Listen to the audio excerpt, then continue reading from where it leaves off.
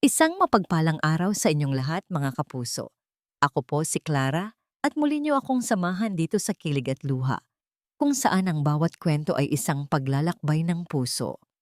Handa na ba kayong pakinggan ang isang salaysay na susubok sa ating pananaw tungkol sa tiwala at tunay na pagmamahal? Paano kung ang taong pinag-aalayan mo ng iyong malasakit at kabutihan ay siya ring taong dudurog sa iyong pagkatao dahil sa isang kasinungalingan? Hanggang saan kayang lumaban ng isang pusong nasugatan para sa katotohanan? Saan mo itinago ang kwintas ko, Mayumi? Magtapat ka.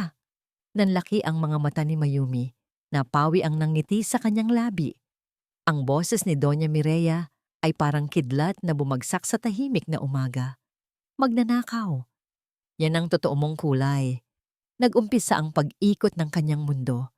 Ang mga salitang yon parang sampal na humaplos sa kanyang kaluluwa. Ang kanyang puso biglang nanikip. Hindi siya makahinga. Ang mga kamay niya'y nanginginig habang mahigpit na nakakapit sa lumang apron niya, simbolo ng tapat niyang paglilingkod. Mula nang siya'y magsimulang magtrabaho dito, ibinigay niya ang lahat. Ang bawat paghahanda ng almusal, ang bawat paglilinis ng silid, ang bawat pag-aalaga kay Sir Rashid. Buong puso, buong tapat. Tapos, ngayon. Naku, Doña Mireya, hindi po totoo yan. Mayumi managed to stammer. Ang boses ay parang bulong lamang. Alam niyo po, hindi ko po magagawa yan. Ngunit parang bingi ang matandang babae. Ang matalim na tingin niya'y parang lason na bumubutas sa puso ni Mayumi. Sa likod niya, ang ibang kasambahay ay nakatingin. Ang mga bulungan ay parang talim na humihiwa sa hangin. Ang mas masakit, si Sir Rashid nakatayo lang, malapit sa pinto ng kanyang silid. Ang kanyang mga mata, kahit hindi nakakakita, ay tila nakatitig sa kawalan. Ang mukha niya'y walang emosyon, walang anumang senyales ng pagtatanggol, walang kahit anong pagtataka. Parang isang estranghero. Siya, ang lalaking araw-araw niyang inaalagaan, ang lalaking pinagkwentuhan niya ng mga kaganapan sa labas, ang lalaking sa tingin niya'y unti-unting nagbubukas ng puso. Ngayon, nanahimik lang. Ano? Wala kang masabi, hindi ba? Doña Mireya screamed. Mas lalong lumakas ang boses. Ang kapal ng mukha mong pumasok sa bahay na ito at magnakaw. Kung hindi ka umamin, sa barangay tayo aabot. Naramdaman ni Mayumi ang panginginig ng kanyang buong katawan. Ang lalamunan niya'y tila may nakabara. Hindi niya maintindihan. Bakit? Ano bang nagawa niya? Ano bang kasalanan niya para maranasan ang ganitong kahihiyan? Ang mga alaala ng kanyang mga sakripisyo para sa pamilya niya, para sa trabaho, ay biglang naglaho sa harap ng matinding kawalan ng katarungan. Sa gitna ng sigawan, isang boses ang narinig niya. Malamig, walang buhay, galing kay Sir Rashid. Magpaliwanag ka, ngayon din. Magpaliwanag ka, ngayon din. Ang mga salitang yon ni Sir Rashid ay parang gumamela na humigop sa lahat ng lakas ni Mayumi. Kung hindi lang dahil sa bigat ng sitwasyon, baka napaluhod na siya. Pero paano? Paano ka magpapaliwanag sa taong pinili mong pagkatiwalaan na ngayon ay pinaghihinalaan ka na? Naalala niya? Ang mga dapit hapon sa beranda. Flashback. Sir Rashid. Mayumi's voice was soft, like the gentle lapping of waves. Pula po. Kulay dugong pula ang langit ngayon. May halong kahel. Tapos may mga ulap na parang gininto ang cotton candy. Ang ganda po. Parang pininta ng isang anghel. Si Rashid, nakaupo sa kanyang paboritong silya, nakaharap sa direksyon ng dagat. Ang mga mata niya'y nakapikit. Tahimik siyang nakikinig sa mga bawat salitang lumalabas sa bibig ni Mayumi. Siya lang ang nag-iisang tao sa bahay na yon ang hindi nanginginig sa presensya ng amo. Kanina po, nakita ko si Manang Ising, naglalako ng nilagang mais. Ang ingay po niya, sir. Mais, mainit na mais. para sa puso mong may lamig. Ha ha ha ha! Mayumi giggled, hindi alintana kung naiintindihan ba siya ni Rashid. Ewan ko po, sir. Parang tuwing umaga at gabi, may kwento ang Palawan. Simple lang, pero totoo. Napansin ni Mayumi noon na dahan-dahang humakbang ang kamay ni Rashid sa mesa, na parang gusto nitong damhin ang simoy ng hangin na dala ng kanyang kwento. Sa isang iglap, isang maliit na ngiti ang sumilay sa labi ni Rashid. Isang ngapangiti na bihirang-bihira niyang makita. Doon nagsimula ang pag-asa ni Mayumi na kaya pa ring umasa ang puso ni Rashid sa kabila ng lahat. And flashback. Bumalik si Mayumi sa kasalukuyan. Ang nangiting iyon. Nasaan na? Ang tiwalang iyon. Naglaho na ba? Sir Rashid, Mayumi began, her voice trembling. Naalala niyo po ba? Noong sinabi niyo na, ang importante ay ang puso? Hindi po ako kailanman nagnakaw. Alam niyo po iyan. Ako po ang naghahanap buhay ng marangal para sa aking nanay. Ngunit nanatili siyang tahimik, nakatingin sa kawalan. Ang kanyang mukha'y parang isang pader na hindi mo kayang gibain. Narinig niya ba ang sinabi niya? Ramdam niya ba ang sakit na nararamdaman niya? Parang hindi. Walang anumang bakas ng pag-alinlangan sa mga kilos niya. Tss! Ang dami pang drama! Biglang boses ni Doña Mireya, puno ng pagkasuklam. Anong puso-puso? Ang kwintas ko ang nawawala. Hindi ito soap opera, Mayumi. Tiningnan ni Mayumi si Rashid. May pagmamakaawa sa mga mata niya, pero wala siyang nakita. Walang anumang pagbabago sa ekspresyon ng kanyang mukha. Tila ba ang lahat ng pinagsamahan nila, ang bawat kwento ng dapit na hapon, ay wala lang. Ang nakaraan ni Rashid, ang sabi niya noon, mahirap siyang magtiwala. May mga taong nanakit sa kanya. Ngayon, para bang ang mga alaala ng sakit na yon ang nagdidikta sa desisyon niya, hindi ang katotohanan. Tama na ang drama. Doña Mireya's voice cut through the air, sharp as a blade. Kung hindi mo maibabalik ang kwintas, sa barangay tayo magkita. Di nanindig ang balahibo ni Mayumi nang marinig ang salitang barangay. Ang gulo, ang kahihiyan, para sa isang taong tulad niya na pinahahalagahan ang pagiging malinis ng pangalan, ito ay isang bangungot. Tumingin muli siya kay Rashid. Umaasa pa rin sa isang himala, isang kilos ng pagtatanggol, kahit isang sulyap na may pagdududa sa ina nito. Ngunit nanatili siyang estatwa, samantala sa isang hiwalay na sulok ng malaking bahay, kinabukasan. Anak, huwag mong masyadong dibdibin ang babaeng iyon. Malambing na sabi ni Doña Mireya kay Boy Rashid habang iniaabot ang tasa ng kape. Ang boses niya ay malayo sa galit na narinig ni Mayumi. Lahat sila, pare-pareho lang. They see you as a target. Pera mo lang ang habol nila. Rashid took a slow sip of his coffee. Ang init ay kumalat sa kanyang lalamunan, ngunit ang puso niya ay nanatiling malamig. Naalala niya ang sinabi ni Mayumi kahapon. Ang mga kwento ng dapit hapon. Ang ngiti niya. Ngunit mas malakas ang mga anino ng nakaraan. Naalala niya ang araw na nagdilim ang kanyang mundo. Hindi lang ang paningin niya ang nawala. Pati na rin ang tiwala niya sa tao. Isang business partner, isang matalik na kaibigan. Ang taong pinagkatiwalaan niya ng kanyang mga plano, ng kanyang mga pangarap. Ngunit niloko siya. Ginipit. Inagaw ang lahat ng pinaghirapan niya. Dahil doon, nangyari ang aksidente.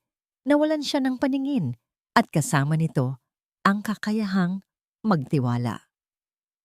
Huwag kang magpagamit, anak. Patuloy ni Doña Mireya na parang nababasa ang nasa isip niya. Noong nangyari sa'yo yan, sinong kasama mo? Ako lang, anak. Ako lang ang nagbantay sa'yo. Ako lang ang nag-alala. Ang mga kaibigan mo, ang minamahal mo, nasaan sila? Umalingaw-ngaw ang mga salita ng ina sa isip ni Rashid. May punto si Mama. Ang lahat ng nagpakita ng kabaitan sa kanya pagkatapos ng aksidente ay pawang may hinihingi. isang pabor, isang koneksyon, isang bahagi ng kanyang kayamanan. Lahat, maliban kay Mama. Dahan-dahang hinaplos ni Doña Mireya ang balikat ni Rashid. Isang kilos na tila pagmamahal, ngunit puno ng pagkontrol. She gently wiped an invisible speck of dust from his sleeve. "I'm just protecting you, anak. Ayoko nang maulit ang nangyari. Ayoko nang masaktan ka." Naramdaman ni Rashid ang bigat ng mga salita. Ang takot ni Mama ay naging takot din naman niya. Ang tiwala niya kay Mayumi. Nasaan na? Nawala na ba agad? Gaano nga ba niya kakilala ang babaeng yon? Ilang buwan lang. Ngunit ang sakit ng nakaraan, ilang taon na siyang ginagapang. "Ma." Rashid finally spoke, his voice hoarse. "Alam ko na po ang gagawin ko." Sa kusina, si Celia, ang isa pang kasambahay na mukhang masaya sa nangyayari kay Mayumi, ay nagmamanman. May kakaibang kislap sa mga mata niya. Hindi lang basta intriga, may bahid ng pagtagumpay. Ang mga salitang, "Alam ko na po ang gagawin ko" ni Rashid ay umalingaw-ngaw sa buong bahay. Para kay Mayumi, na pinatawag sa library kinagabihan, ang mga salitang yon ay parang patalim na bumaon sa kanyang puso. Naramdaman niya na ang paghuhusga ay naibigay na. Bago pa man siya makapagsalita, pumasok si Mayumi sa library. Tahimik. Ang mabigat na amoy ng lumang libro ay lalong nagpadagdag sa bigat ng kanyang dibdib. Nakaupo si Rashid sa harap ng malaking mesa at sa gilid niya ay nakatayo si Doña Mireya. Ang muka ay kalmado, ngunit may pahiwatig ng pagtagumpay.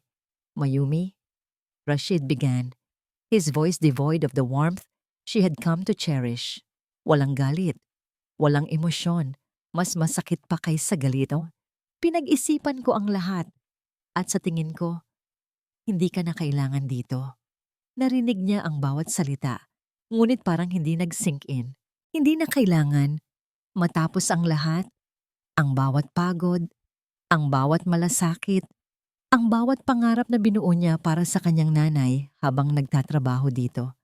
"Hindi ko sinasabing nagnakaw ka," patuloy ni Rashid, na parang nagbabasa ng isang script. "Pero, ang presensya mo dito ay nagdudulot ng gulo. Kailangan ko ng katahimikan, ng peace of mind." Katahimikan? Peace of mind? Ang mga salitang ito ay parang suntok sa kanyang sikmura. Siya ang gumugulo, siya na nagdala ng kulay sa mundo niyang madilim, siya na nagpagaan ng pakiramdam niya. "Narito ang iyong sahod," sabi ni Rashid, habang may inilapag na isang makapal na puting sobre sa mesa. "At ito ang para sa iyong paglilingkod. Extra allowance para makatulong sa nanay mo." Hindi na inabot ni Mayumi ang sobre. Ang mga kamay niya ay nanlamig. Hindi pera ang habol niya, hindi kailanman. Ang dignidad niya ang tinatapakan, ang tiwala niya ang niyurakan. "Hindi ko po kailangan yan, Sir Rashid." Mayumi's voice was barely a whisper, ngunit may pilit na tatag sa kanyang boses. "Ang kailangan ko po ay ang tiwala, pero mukhang wala na po iyon." Dahan-dahan siyang naglakad palapit sa mesa. Hindi niya tiningnan ang sobre. Sa halip, hinawakan niya ang lumang susi ng kanyang silid na nasa bulsa niya. Ang susi na parang simbolo ng kanyang pag-aari sa maliit na espasyo sa bahay na yon. Inilapag niya iyon ng marahan sa ibabaw ng mesa. Ang tunog ng pagbagsak ng susi ay umalingaw-ngaw sa tahimik na library. Ang mga kamay ni Mayumi ay nanginginig habang hinahawakan niya ang malamig na kahoy ng mesa. Ang kanyang puso ay parang dinudurog. Nagbalik sa isip niya ang mga gabing nag-aalala siya sa nanay niya. Nagdarasal na sana ay hindi mawala ang trabahong ito. Ngayon, kusa siyang pinaalis. "Umalis ka na. Please." Mahinang sabi ni Rashid, hindi pa rin nakatingin sa kanya. Hindi na nagdalawang isip si Mayumi. Tumalikod siya. Sa labas ng library, habang naglalakad siya sa pasilyo, nakita niya si Celia na nakatayo malapit sa kusina, nakikipagbulungan kay Doña Mireya. May inilabas si Celia mula sa kanyang bulsa, isang bagay na maliit at kumikinang, at mabilis na inilagay sa kamay ni Doña Mireya. Hindi nakita ni Mayumi kung ano yon, ngunit nagkaroon siya ng kakaibang pakiramdam. Lumabas si Mayumi ng malaking gate ng mansyon. Nagsimula ng bumuhos ang malakas na ulan. Ang bawat patak ay parang luha ng langit na nakikiramay sa kanya. Hindi siya lumingon. Hindi niya kayang lumingon. "Bakit, Lord? Saan ako nagkamali?" she whispered, her voice lost in the pouring rain. Malamig. Walang kulay. Iyan ang pakiramdam ni Mayumi habang naglalakad pabalik sa kanyang munting bahay. Ang ulan ay bumuhos pa rin at bawat patak ay parang bumubura sa mga bakas ng pag-asa na minsan niyang naramdaman sa malaking bahay sa itaas ng burol.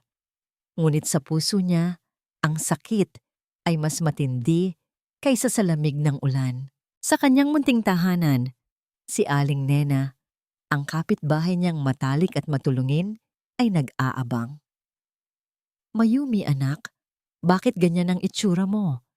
Aling Nena rushed to her face etched with worry. "Ano bang nangyari?" Umiling lang si Mayumi. Pinigilan niya ang mga luha. Ayaw niyang makita ni Aling Nena ang kanyang kahinaan.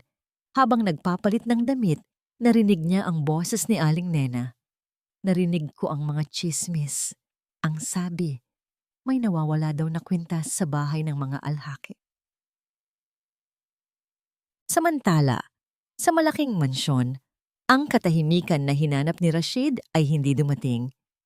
Sa halip, isang nakabibinging pagkabingi ang bumalot sa kanya. Ang bagong nag-aalaga, si Gloria, ay isang matandang babae na halatang takot kay Doña Mireya. Ang bawat kilos niya ay maingat, ngunit walang puso. "Sir Rashid, ito po ang inyong kape," Gloria said, her voice thin and nervous. Inilapag niya ang tasa. Kinuha ni Rashid.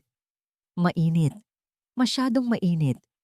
Hindi ito ang temperatura na gusto niya. Hindi ito ang pagkakape na ginagawa ni Mayumi na laging saktong-sakto. "Salamat," Rashid mumbled at pinilit inumin. Ngunit sa bawat paghigop, tila may kumakalat na pait sa kanyang dila. Mas matindi pa sa kape. Hindi na niya narinig ang maliliit na kwento ng dapit hapon. Walang naglalarawan ng kulay ng langit, ng ingay ng mga naglalako sa daan. Ang bawat paglipas ng oras ay mabagal, malungkot. Ang mga pader ng kanyang silid ay parang lalong kumitid. Ang kadiliman ay mas matindi pa kaysa dati. Hindi lang ang paningin niya ang madilim, pati na rin ang kanyang mundo. Nagsimulang maalala ni Rashid ang mga nakaraang araw, ang mga tawanan ni Mayumi, ang tunog ng kanyang malambing na boses, ang amoy ng sariwang bulaklak na laging nasa kanyang mesa na pilit na inilalagay ni Mayumi para puno ng buhay ang paligid. Ngayon, wala na ang mga bulaklak, walang sariwang hangin, tanging ang mabigat na amoy ng alikabok at kalungkutan. "Sir Rashid, gusto niyo po bang maglakad sa garden?" Gloria asked, her voice lacking conviction. "Hindi na," Rashid said, his voice flat. Ano pa ang titingnan niya? Ano pa ang mararamdaman niya? Nang gabing iyon, habang naglalakad siya sa pasilyo patungo sa kanyang silid, natapilok siya sa isang di inaasahang bagay. Isang malakas na tunog. Ang tasa ng kape na hawak niya ay nahulog. Basag. Hindi siya galit. Hindi niya sinigawan si Gloria. Naupo lang siya sa sahig. Hinayaan niya ang mainit na kape na dumaloy sa kanyang pantalon, sa kanyang balat, parang isang sipa sa kanyang kalooban. Ito ba ang katahimikan na gusto niya? Ang peace of mind na hinahanap niya? Ang kawalan ng isang taong nagmamalasakit? Kinabukasan, habang nag-aalmusal, napansin ni Rashid na tahimik ang kanyang nanay. At si Celia, tila lumayo sa kanya, hindi na nakikipagbulungan. May kakaiba. "Celia," Rashid said, his voice cutting through the silence. "Nasaan na ang kwintas ng mama?" Napatingin si Celia, namutla. Ang mga mata niya'y gumala-gala, tila naghahanap ng takasan. Napansin ni Rashid ang pag-aalangan ni Celia. Ang katahimikan na sumunod ay mas nakakabingi kaysa sa anumang sigawan. Sinabi po ni Doña Mireya, Sir, na nahanap na po niya. Utal ni Celia, ang kanyang boses ay nanginginig. Nasa kanya na po ulit. Talaga? Rashid asked, his voice low, almost a whisper. Ngunit sa tono niya, may isang bagay na nagbago. Hindi na ito ang dati niyang pagtanggap. May bakas ng pagduda. Hindi na nagtanong pa si Rashid. Ngunit mula noon, nagsimula siyang magmasid.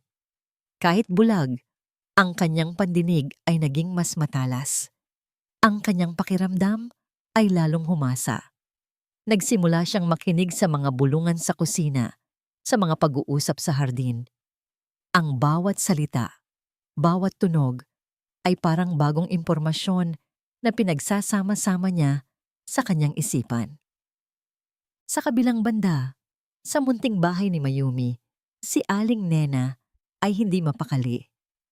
Mayumi anak, hindi ka pwedeng basta na lang sumuko, Aling Nena said, habang hinahalo ang ginataang gulay para sa kanilang tanghalian. Nakarinig ako ng kwento. May isang dati ring nag-alaga kay Sir Rashid, si Lorna. Bigla ring umalis. Ang sabi-sabi, pinagbintangan din daw ng kung ano-ano. Nagulat si Mayumi. Si Lorna, kaibigan ko po yan, Aling Nena. Hindi po siya magnanakaw. Ayan na nga eh, Aling Nena exclaimed. Puro chismis, kaya kailangan mong linawin ang pangalan mo anak. Hindi lang para sa'yo, kundi para na rin sa nanay mo. At para na rin sa iba pang biktima ng kung ano man ang ginagawa nila sa malaking bahay na yan. Napaisip si Mayumi. Ang pagnanakaw, ang kahihiyan, iyon ang pinakamalaking takot niya, lalo na para sa nanay niya. Ang pangalan, ito ang tanging kayamanan nila. At ngayon, nilalason ito. Nang gabing iyon, habang tinitingnan niya ang kanyang nanay, na mahimbing na natutulog, napangiti siya. Isang ngiti na puno ng pagmamahal at determinasyon. Ang nanay niya ang inspirasyon niya, ang dahilan kung bakit siya lumalaban, kung bakit hindi siya susuko. Kailangan ko pong hanapin si Ate Lorna, Aling Nena, Mayumi said. Ang boses ay puno ng desisyon. Kailangan kong malaman ang totoo. Tama yan anak, Aling Nena encouraged. Kailangan nating alamin kung ano ba talaga ang nangyayari doon. Hindi lang ikaw ang biktima. Marami pa siguro. Ang kanilang munting plano ay nagsimula sa pagtatanong sa mga kapitbahay, sa mga tindahan, sa mga kakilala ni Lorna. Ngunit tila naglaho na parang bula si Lorna. Walang nakakaalam kung saan siya nagpunta. Sa mansyon, tahimik na naglalakad si Rashid patungo sa kanyang silid. Ang kanyang mga pandinig ay nakatutok sa bawat tunog. Narinig niya ang boses ng kanyang nanay sa telepono. Oo, naayos ko na, Doña Mireya said, her voice low. Wala na ang problema. Wala nang makakasira sa plano. Napakunot ang noo ni Rashid. Anong plano? Anong problema ang naayos? May kung anong lamig na gumapang sa kanyang likod. Hindi na ito ang tiwalang anak sa isang ina. Ito ay simula ng pagdududa. Ang desisyon ni Mayumi na hanapin si Lorna ay nagbigay sa kanya ng panibagong lakas. Kasama si Aling Nena, sinuyod nila ang mga kalye, nagtanong sa bawat tindahan, sa mga kapitbahay na mahilig magkwento. Ang network ng chismis sa kanilang bayan na minsan ay pinagmumulan ng sakit, ngayon ay naging daan para sa katotohanan. Ayan, sa kabilang barangay na daw nakatira si Lorna, Mayumi, sabi ni Aling Nena na parang detective. Mayroon akong pinsan doon, makikibalita ako. Hindi nagtagal, natunto nila ang munting bahay ni Lorna.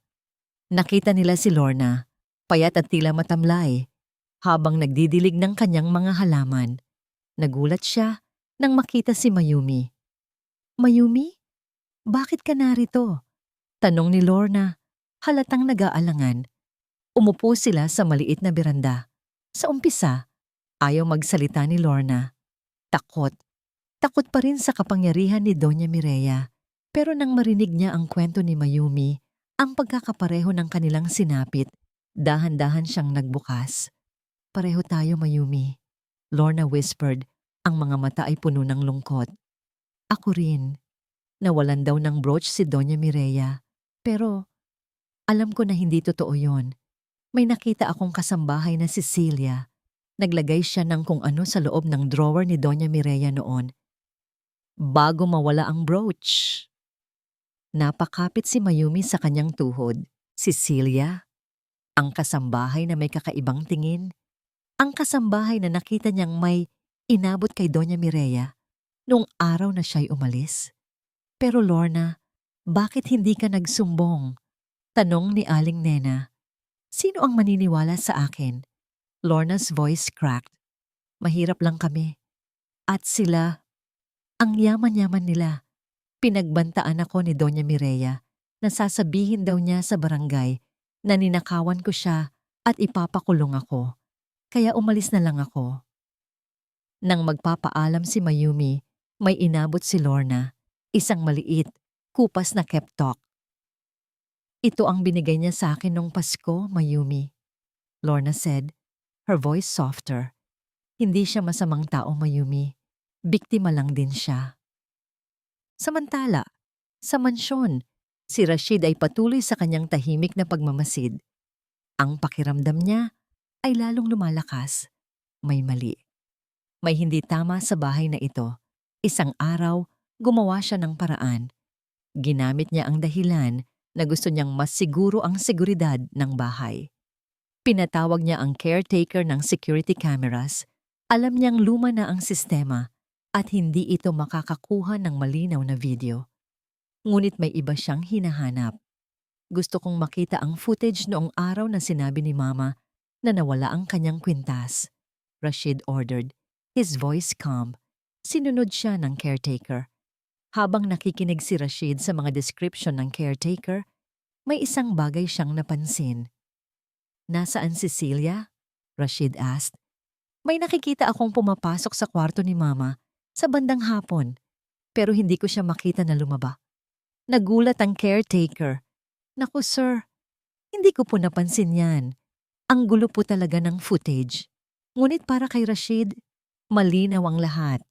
Si Celia, ang kasambahay na tahimik, ang kasambahay na namutla ng tanungin niya tungkol sa kwintas, ang kasambahay na kasama ni Mama sa araw na umalis, si Mayumi.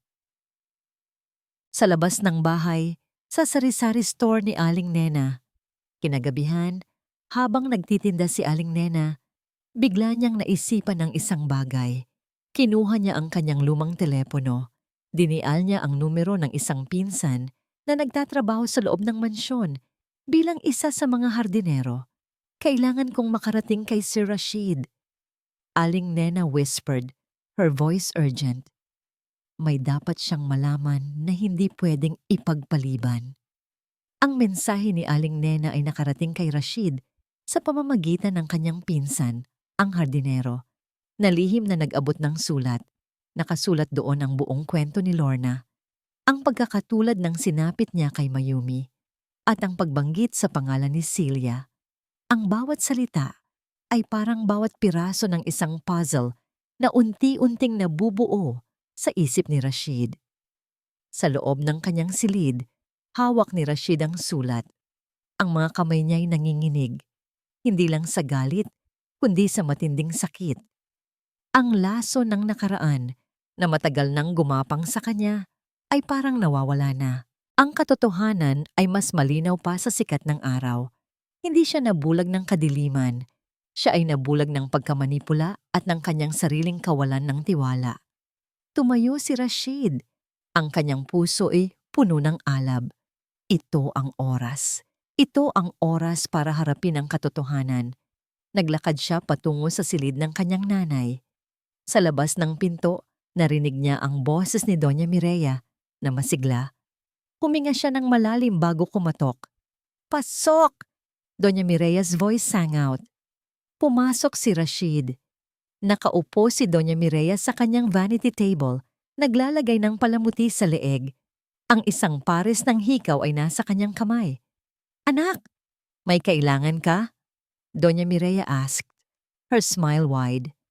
Ma! Rashid's voice was firm, breaking through the calm facade. Gusto kong malaman ang totoo. Tungkol sa kwintas. At tungkol kay Mayumi. Nawala ang ngiti ni Doña Mireya. Napahinto siya sa kanyang ginagawa. Ang mga kamay niya'y nanlamig. Anong sinasabi mo, anak? Nakausap ko ang caretaker ng camera. Nakita ko ang pagpasok ni Celia sa kwarto niyo. At narinig ko rin ang kwento ni Lorna. Nakausap na po ni Mayumi si Lorna. Ang lahat ng kwento. Pareho. Rashid's voice grew louder, stronger. Nanlaki ang mga mata ni Doña Mireya. Hindi siya makapagsalita. Ang kanyang bibig ay nakabukas, ngunit walang lumalabas na salita. Ang pagkabigla ay nabasa sa kanyang mukha. Bakit, ma? Rashid asked, his voice now laced with pain. Bakit mo ginawa yan? Para protektahan ako? O para kontrolin ako? Nagsimulang manginig ang balikat ni Doña Mireya. Ang kanyang mga mata ay nanubig. Anak, ginawa ko lang yan para sa'yo. Hindi mo nakikita ang mga tao, pero nakikita ko. Ginagamit ka lang nila. Ang babaeng yon, wala siyang ibang hangarin kundi ang pera mo, ang status mo. Hindi, Rashid said, shaking his head slowly. Hindi mo nakikita, ma. Hindi mo nakikita ang puso niya. Ang kailangan ko ay tiwala. Ma, hindi hawla. Ang mga salitang yon ay parang bumagsak na kidlat kay Doña Mireya. Nagsimulang humikbi siya. Ang kanyang matikas na postura ay unti-unting bumagsak. Ang hiya na pinanghahawakan niya ay nawala. Naglaho sa harap ng kanyang anak. Patawarin mo ako, anak. Doña Mireya sobbed. Ang kanyang mukha'y puno ng pagsisisi. Patawarin mo ako. Natakot lang ako. Natakot akong mawala ka. Sa akin. Ngunit huli na ang lahat.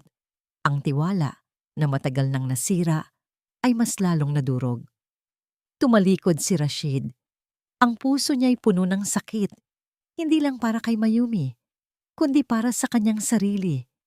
Para sa lahat ng panahon na pinili niyang bulagin ang kanyang sarili sa katotohanan. Hahanapin ko siya, Rashid said, his voice resolute, filled with a newfound determination. At hihingi ako ng tawad. Ang desisyon ni Rashid na hanapin si Mayumi ay parang isang bagong liwanag na bumulaga sa kanyang madilim na mundo. Hindi na siya ang dating Rashid na nakakulong sa pader ng pagdududa.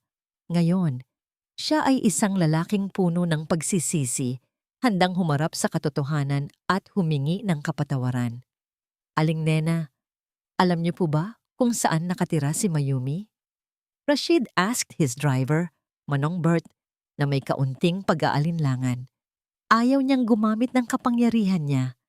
Gusto niyang gawin ito sa pinakasimpleng paraan. Si Manong Bert, na matagal nang nagtatrabaho sa kanila at nakakita na sa kabutihan ni Mayumi, ay ngumiti. Opo, sir. Madali lang pong puntahan. Sa may bandang ilog lang po. Ang biyahe ay tahimik. Bawat minuto ay parang isang oras para kay Rashid. Ang kanyang puso'y bumibilis. Ano ang sasabihin niya? Paano siya hihingi ng tawad? Kaya pa kaya siyang patawarin ni Mayumi? Ang lahat ng tanong na ito ay umalingaw-ngaw sa kanyang isip. Nang marating nila ang munting bahay ni Mayumi, bumaba si Rashid. Hindi na siya ang amo na nakasakay sa mamahaling sasakyan. Ngayon, siya ay isang ordinaryong tao. Nakatayo sa harap ng simpleng pintuan, ang puso'y puno ng kaba. Kumatok si Rashid. Dahan-dahan. Bumukas ang pinto. Si Mayumi. Nakaita niya ang pagkabigla sa mukha ni Mayumi. Ang kanyang mga mata, kahit hindi nakikita, ay tila nakatitig sa kaibuturan ng kaluluwa ni Mayumi. Mayumi, Rashid began. Ang boses ay nanginginig, hindi sa galit, kundi sa emosyon. Mayumi, patawarin mo ako. Nanubig ang mga mata ni Mayumi. Ang sakit, ang galit, ang lahat ng emosyon ay biglang bumalik. Ngunit sa boses ni Rashid, mayroon siyang naramdamang kakaiba. Hindi ito ang malamig na boses na nagpaalis sa kanya. Ito ay boses ng pagsisisi. Alam ko na ang lahat, Mayumi. Rashid continued, his voice soft, full of sincerity. Ang lahat ng ginawa ni Mama, ang lahat ng kasinungalingan, wala kang kasalanan. Ako ang may kasalanan. Nabulag ako ng nakaraan ko, ng pagdududa ko. Hindi nagsalita si Mayumi. Hinayaan niya lang ang mga luha na dumaloy sa kanyang pisngi. Ang kanyang puso'y nag-aaway. Ang sakit ay napakalalim. Ngunit ang paghingi ng tawad ni Rashid, napakatotoo. Hindi ko maibabalik ang mga araw na sinaktan kita, Rashid said, his voice pleading. Pero kung papayagan mo ako, gusto kong matutunang makita ka araw-araw, gamit ang puso ko. Bigyan mo ako ng pagkakataon, Mayumi. Hindi ko ito kailangan gawin para sa akin. Para ito sa kung ano ang tama. Para ito sa tiwala. Nagkaroon ng katahimikan. Ang tunog lang ng simoy ng hangin at ang huni ng mga ibon ang narinig. Biglang, bumukas ang pinto sa likod ni Mayumi. Lumabas ang kanyang nanay. Ang matandang babae na nakakita sa lahat ng sakit na pinagdaanan ng kanyang anak ay nakatingin kay Rashid. Anong maipapangako mo sa anak ko na hindi mo na siya muling sasaktan? Nanay asked. Ang boses ay puno ng pag-aalala, ngunit may tatag. Ang tanong ng nanay ni Mayumi ay nakapako sa hangin. Ito ay isang tanong na hindi lang para kay Rashid, kundi para na rin kay Mayumi. Isang pangako na hindi lang dapat manggaling sa bibig, kundi sa puso. Nanay, Rashid answered, his voice steady, his sincerity palpable. Hindi ko po maipapangako na hindi na siya masasaktan sa mundong ito. Pero maipapangako ko po na hinding-hindi ko na po siya sasaktan. At kung mayroon man pong sasakit sa kanya, ako po ang magiging pader niya. Ako po ang magiging paningin niya. Ang pagtitiwala niya, hinding-hindi ko na po sisirain. Tiningnan ni nanay ang kanyang anak. Pagkatapos ay tumingin kay Rashid. May nakita siyang kakaiba sa mga mata ng binata. Isang pagbabago. Ang pagmamahal ng isang ina ay hindi malilinlang. Kung ganoon, ipagkakatiwala ko sa iyo ang anak ko, nanay said. Kanyang boses ay may halong pag-asa. Pero isang beses lang, apo. Lumabas ang isang napangiti sa labi ni Rashid. Isang nangiti na matagal nang nawala. Tiningnan niya si Mayumi. Ang mga mata ay puno ng pasasalamat. Mayumi? Rashid asked softly, as if seeking her final word. Tumingin si Mayumi sa kanyang nanay. Pagkatapos ay muling tumingin kay Rashid. Ang sakit ay naroon pa rin. Ang mga sugat ay hindi pa lubusang naghihilom. Ngunit sa kanyang puso, may isang bagay na nagsasabi sa kanya na bigyan siya ng pagkakataon. Ang pag-asa, ang tiwala sa kakayahan ng tao na magbago. Sige po, Sir Rashid, Mayumi said.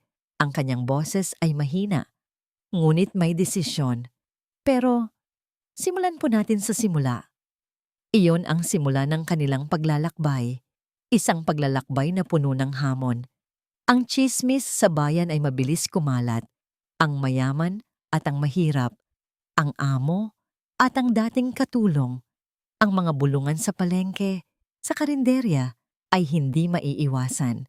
Isang araw, habang sila'y kumakain sa isang maliit na karinderya, narinig ni Mayumi ang mga bulungan. Tingnan mo nga naman, isang babae ang nagbulong. Ang bilis makalimot, mukhang pera nga. Naramdaman ni Mayumi ang pangingilabot, pero bago pa man siya makasagot, naramdaman niya ang kamay ni Rashid na mahigpit na humawak sa kanyang kamay sa ilalim ng mesa. Isang simpleng kilos, ngunit ito ay puno ng suporta at pangako. Hindi na siya nag-iisa. Hindi na niya kailangan pangharapin ang mga ito mag-isa. Ang mga araw ay lumipas.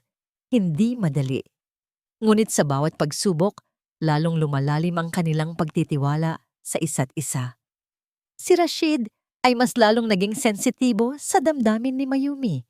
Si Mayumi naman ay mas lalong naging matatag. Samantala, sa malaking mansyon, Si Doña Mireya ay nag-iisa. Walang mga bulungan, walang pagtawa. Tanging ang nakakabinging katahimikan. Ang kanyang dating mga kaibigan ay tila umiiwas. Ang kanyang anak, na minsan niyang kinokontrol, ay tila lumayo. Ang hiya na pinanghahawakan niya ay bumalik. Ngunit sa pagkakataong ito ay mas matindi. Hindi dahil sa tingin ng ibang tao, kundi dahil sa sarili niyang konsensya. Nagsimula siyang magmuni-muni. Ang mga alaala ng kanyang mga kasinungalingan, ng kanyang mga pagtatangka na kontrolin si Rashid, ay parang multo na bumabagabag sa kanya. Nang gabing iyon, kinuha ni Doña Mireya ang telepono. Ang kanyang mga kamay ay nanginginig. Matagal na panahon bago siya muling huminga ng malalim. Anak! Doña Mireya's voice was barely a whisper, puno ng pag-aalinlangan. Pwede ko bang makausap si Mayumi? Ang tawag ni Doña Mireya ay parang isang bagong pagsubok para kay Mayumi. Ang sakit ng nakaraan ay sariwa pa. Ngunit sa boses ni Rashid, naramdaman niya ang pag-asa. Bahala po kayo, Mayumi, Rashid said. Hinawakan ang kamay niya. Hindi kita pipilitin. Tiningnan ni Mayumi si Rashid. Ang kanyang puso'y nag-aaway. Ang galit ay naroon pa rin. Ngunit ang pagpapatawad, iyon ang turo ng nanay niya. Iyon ang turo ng Diyos. At nakita niya ang pagsisisi sa boses ni Doña Mireya. Sige po, Sir Rashid, Mayumi said sa huli. Kakausapin ko po siya. Isang hapon, pumunta si Mayumi sa mansyon. Ito ang unang beses na nakabalik siya matapos siyang paalisin. Ang bawat hakbang ay mabigat. Ang bawat alaala ay bumalik. Ngunit ngayon, may kasama siyang lakas. Ang lakas ng katotohanan. Nag-iisa si Doña Mireya sa kanyang silid. Ang kanyang mukha ay payat. Ang kanyang mga mata ay puno ng lungkot. Walang bakas ng dating pagmamataas. Mayumi. Doña Mireya's voice was hoarse. Salamat at pinuntahan mo ako. Umupo si Mayumi. Ano po ang gusto niyong pag-usapan, Doña Mireya? Nagsimulang humikbi si Doña Mireya. Mayumi, patawarin mo ako. Lahat ng kasinungalingan, lahat ng pananakit. Nagkamali ako. Akala ko, pinoprotektahan ko lang ang anak ko. Pero nilason ko pala siya. Nilason ko pati ang sarili ko. Inamin ni Doña Mireya ang lahat. Ang paggamit niya kay Celia, ang pagtatanim ng kwintas, ang mga kwento. Ang lahat ng ginawa niya para lang mapigilan si Rashid na magtiwala, para lang manatili siya sa kanyang kontrol. Tiningnan ni Mayumi ang matandang babae, ang kanyang puso'y bumigat. Hindi siya masaya sa nakita niya. Ang dating matapang at palaban na Doña Mireya ay ngayon ay isang babaeng puno ng pagsisisi. Hindi ko po kayo masisisi kung bakit kayo nag-alala sa anak niyo, Doña Mireya, Mayumi said. Ang kanyang boses ay malumanay. Pero hindi po tama ang ginawa niyo. Lahat po tayo may kakayahang magtiwala, may kakayahang magmahal. Nagkaroon ng katahimikan. Maya-maya, tumayo si Mayumi. Pinapatawad ko po kayo, Doña Mireya. Nagulat si Doña Mireya. Tiningnan niya si Mayumi. Ang kanyang mga mata ay puno ng pasasalamat at pag-asa. Isang buwan ang lumipas, isang maaliwalas na umaga sa dalampasigan. Ang simoy ng hangin ay sariwa. Ang tunog ng mga alon ay payapa. Nasa tabi ni Mayumi si Rashid. Masaya silang naglalakad. Ang kanilang mga kamay ay magkahawak. Ang mga mata ni Rashid ay nakapikit. Ngunit ang kanyang mukha ay puno ng kapayapaan. Biglang huminto si Rashid. Lumuhod siya sa buhangin. Hindi niya nakikita, pero alam niya ang ginagawa niya. Mayumi. Rashid's voice was full of love and conviction. Noong una, nabulag ako ng nakaraan. Ngayon, gusto kong manatiling bulag. Sa mundong hindi ka kasama. Kinuha niya ang kamay ni Mayumi. Hindi ko alam kung ano ang future, pero alam ko na sa tabi mo, buo ako. buong-buo. Wala akong maibibigay na diamonds o mansions. Ang maibibigay ko ay isang pusong tapat. Isang puso na nangangakong magtitiwala, magmamahal, at hindi ka kailanman sasaktan muli. Gusto kong manatili kang ilaw sa buhay ko, Mayumi. Rashid whispered. Gusto kong maging asawa mo. Nanubig ang mga mata ni Mayumi, hindi sa lungkot, kundi sa matinding kaligayahan. Ito ang lahat ng pinangarap niya. Hindi ang yaman, kundi ang pagtitiwala, ang pagmamahal, ang tunay na pagpapahalaga. Huminto siya. Inilagay ang kamay ni Rashid sa kanyang pisngi. Naramdaman ni Rashid ang init ng kanyang palad. Ito ang gusto kong makita habang buhay, Rashid said. Kanyang boses ay may halong emosyon. Mula sa malayo, si Doña Mireya ay nakatingin sa kanila, kasama ang nanay ni Mayumi. Ang kanyang mukha ay may bakas ng ngiti, isang ngiti ng pagtanggap at kapayapaan. At si Mayumi, ngumiti siya. Sa ilalim ng sikat ng araw ang kanyang boses ay puno ng pagmamahal. Oo, tinatanggap ko. Lumipas ang ilang taon. Ang buhay sa maliit na bayan ng Palawan ay nagpatuloy. Ngunit para kina Mayumi at Rashid, may kakaibang kulay na ang bawat umaga. Ang kanilang pagmamahalan ay naging usap-usapan, hindi dahil sa tsismis, kundi dahil sa inspirasyon.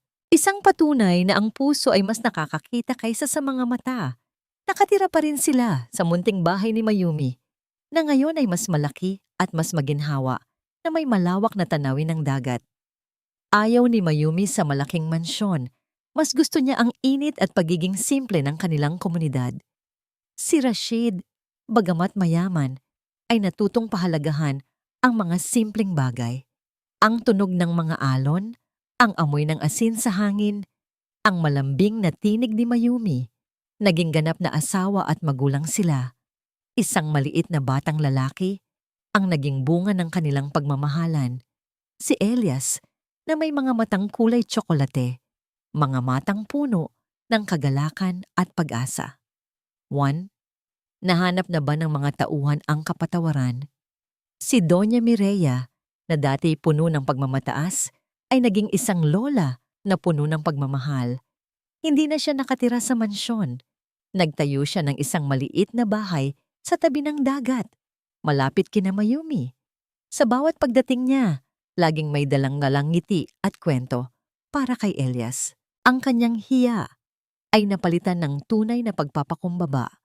Nakita niya ang kanyang mga pagkakamali at sa pamamagitan ng pagmamahal ni Mayumi at Rashid, natuto siyang magpatawad, una sa kanyang sarili at pagkatapos ay sa mundo. Ang relasyon niya kay Rashid ay mas naging malalim, mas totoo. 2. Nahanap na ba nila ang kapayapaan? Para kay Rashid, ang kapayapaan ay hindi dumating sa pagbabalik ng kanyang paningin, kundi sa pagkakita ng kanyang puso. Ang kanyang pagdududa at takot sa nakaraan ay nawala. Napalitan ng tiwala at pagmamahal. Natuto siyang ipagkatiwala ang kanyang buhay kay Mayumi. Sa kanyang mga kaibigan, sa komunidad, itinatag nila ang Puso at Pag-asa Foundation, isang non-profit organization na tumutulong sa mga matatanda na walang pamilya. Tulad ng nanay ni Mayumi, ibinabalik nila ang kabutihan na natanggap ni Mayumi noon. 3. Ano ang aral na iniwan nito sa mga manonood? Ang kanilang kwento ay naging isang aral. Ang pag-ibig ay hindi nakikita ng mga mata, kundi nadarama ng puso. Ang tunay na kayamanan ay hindi ang ari-arian, kundi ang dignidad at ang kakayahang magpatawad. Ang pagtitiwala ay hindi madali, lalo na kapag nasaktan ka na. Ngunit ito ang pundasyon ng bawat matibay na relasyon. Ang pagpapatawad ay hindi lang para sa pinapatawad, kundi para na rin sa nagpapatawad. Isang daan tungo sa tunay na kalayaan at kapayapaan, isang maaaliwalas na umaga. Habang nagkakape sila sa beranda, hinawakan ni Mayumi ang kamay ni Rashid. Ang ganda ng umaga, mahal, Mayumi whispered. Ang kanyang boses ay puno ng pagmamahal. Ang kulay ng langit ay parang bagong pag-asa. May mga ibon na nagliliparan, nagsasayawan. Ngumiti si Rashid at hinaplos ang pisngi ni Mayumi. Ang kanyang mga mata ay nakapikit, ngunit ang kanyang muka ay puno ng kagalakan. Hindi mo na kailangang sabihin, "Mahal," Rashid said, his voice soft and full of contentment. Dahil sa tabi mo, palagi kong nararamdaman ang liwanag. Maraming salamat sa inyong pagtangkilik, mga kapuso, sa paglalakbay na ito ng puso. Mula sa simula hanggang sa huling pahina, salamat sa inyong pagsubaybay at sa pagiging saksi sa bawat luha at ngiti ng ating mga tauhan. Bilang inyong manunulat, ramdam ko ang bawat hapdi, ang bawat pait ni Mayumi, lalo na nang isulat ko ang sandali na siya'y pinaalis ng walang kalaban-laban. Ngunit sa bawat sakit na yon, may umusbong ding pag-asa, tulad ng isang butil ng pagtitiwala na dahan-dahang lumago sa puso ni Rashid at sa huli nagdala ng buong liwanag. Ang kwentong ito ay inspirasyon mula sa mga tunay na laban ng mga Pilipina na sa kabila ng pagsubok at paghusga ay nananatiling matatag at may pananampalataya. Sana'y naramdaman niyo ang kapangyarihan ng pagpapatawad, ang kakayahang muling magmahal matapos masaktan, at ang halaga ng pagtitiwala na mas malalim pa sa anumang nakikita ng mata. Tulad ng isang munting apoy sa dilim, ang pag-asa ay laging nariyan, naghihintay lang na muling sindihan. At tulad ng isang hardin, kailangan nating diligan ang bawat butil ng kabutihan at pagmamahal upang ito'y mamukadkad. Ngunit may isang tanong na nais kong iwan sa inyo, mga kapuso. Ikaw, sa iyong buhay, kaya mo rin bang patawarin ang taong labis na nagpahirap sa'yo? O pipiliin mo bang manatili sa anino ng galit? Nais naming malaman ang inyong saloobin. Ibahagi ang inyong damdamin sa comment section. Kung nagustuhan niyo ang kwentong ito, pakipindot ang like button at huwag kalimutang i-share sa inyong mga mahal sa buhay. Maraming salamat muli.